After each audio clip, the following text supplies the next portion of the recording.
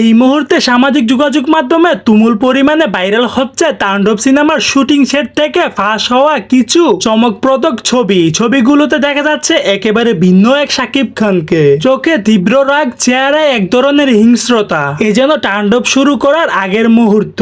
ভক্ত অনুরাগীরা বলছে এই লুক নাকি শাকিব খানের ক্যারিয়ারের সবচেয়ে ভয়ঙ্কর ও শক্তিশালী রূপ। তাণ্ডব সিনেমা নিয়ে এখনো কোনো অফিসিয়ালি ঘোষণা না এলেও এই লুকই প্রমাণ করছে চমক কিছু একটা আসতেছে। মেগাস্টার শাকিব খানের তাণ্ডব সিনেমা ঘিরে দর্শকদের মধ্যে এখন উত্তেজনার তুঙ্গে। আর শাকিব খান তিনি বুঝিয়ে দিচ্ছেন এখনো তিনি ঢাকাই সিনেমার রাজা।